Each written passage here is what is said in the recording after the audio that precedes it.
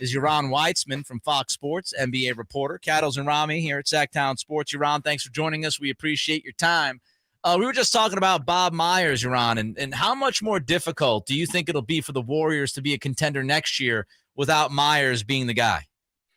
Thanks for having me on. I mean, we have your I see you, Ron.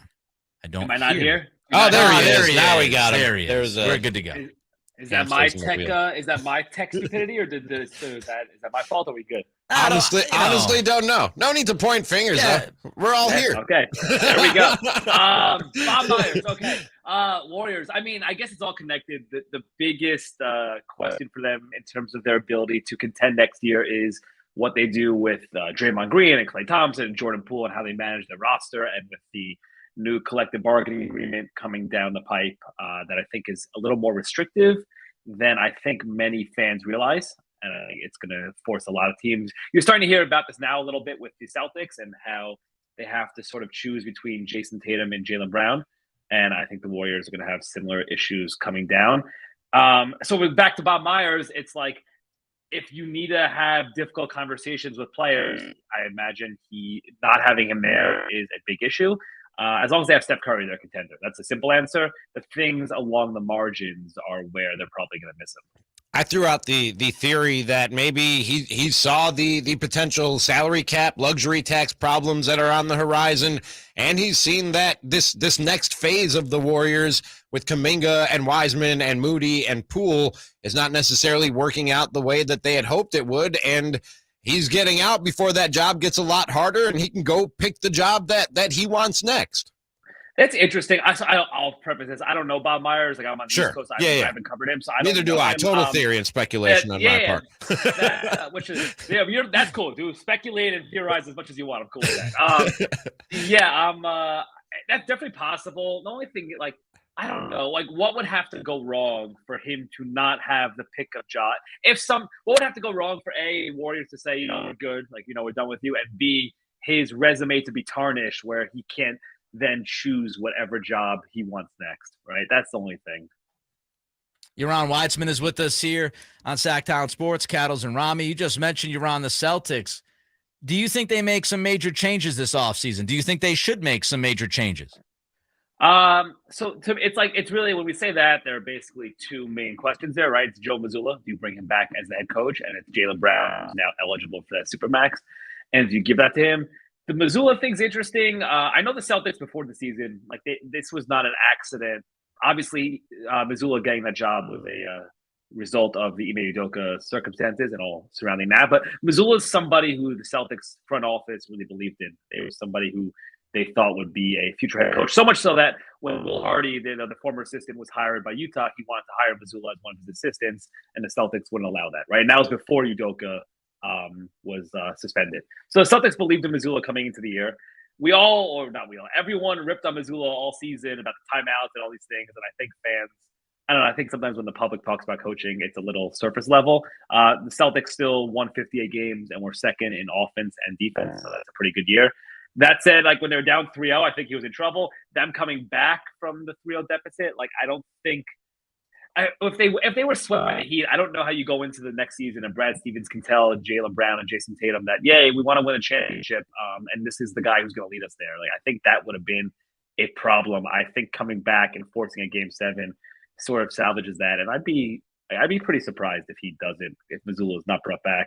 Jaylen Brown's more interesting. The easiest answer and the easiest thing to do is for the Celtics to offer him the max, even if they don't necessarily believe that a Tatum-Brown pairing is the best way to go. And to be clear, like, we could all hammer them and make fun that they've never won a championship. This is a group that's made the conference final. I don't know, whatever it is. How many conference finals now in the past 5 years and won 2 games in the finals? Like, they're good enough to win. We know that. It's just it hasn't come through yet. But even if the Celtics don't necessarily believe so, like, the move is you sign Jaylen Brown, and then if you need to trade him, you trade him when he's under contract, right? That's the move. It's just easier to get more value. So I don't expect many major changes to come there.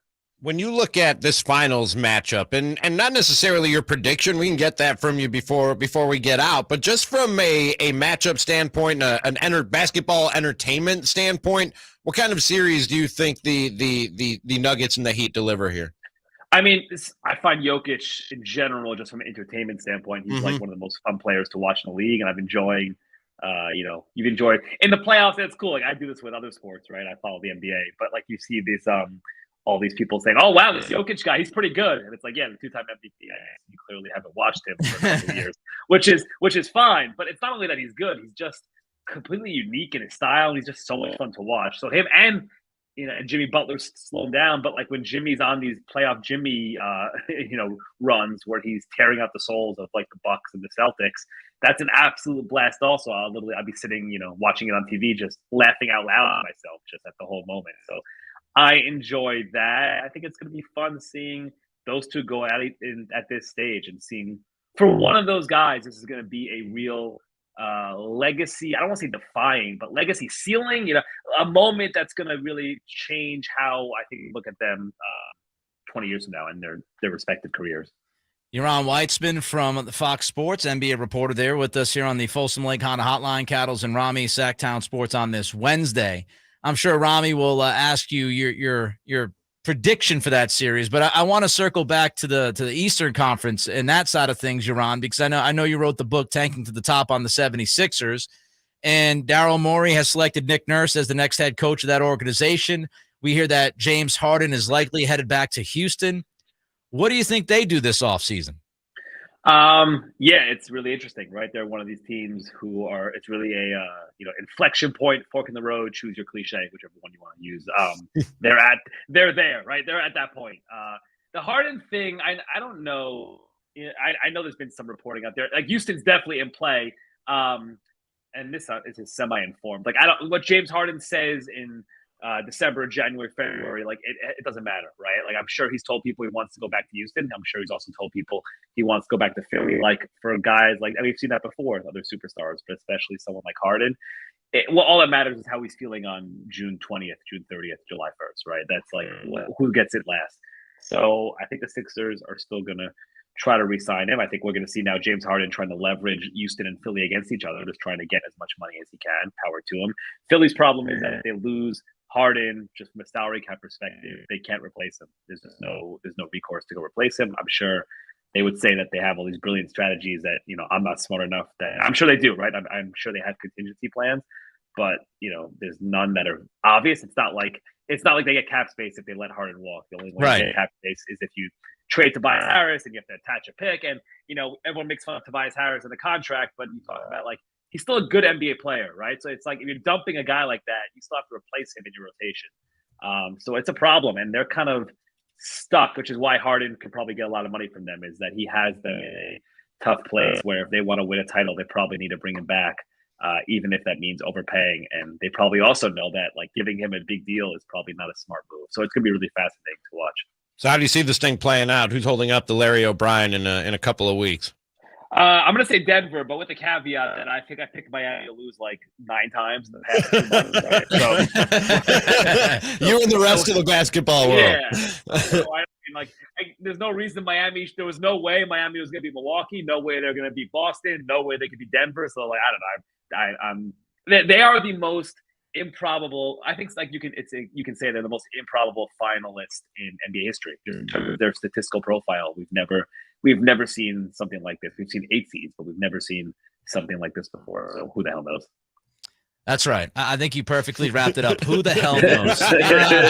Thanks for your time, man. Much appreciated. Great stuff. Let's do it again soon. Thanks. That's the expertise I like to bring to you guys. Thanks, guys. Appreciate it. Thank you. There goes Yaron Weitzman, Fox Sports NBA reporter on the Folsom Lake Honda Hotline. Folsom Lake Honda, your one-stop Honda shop.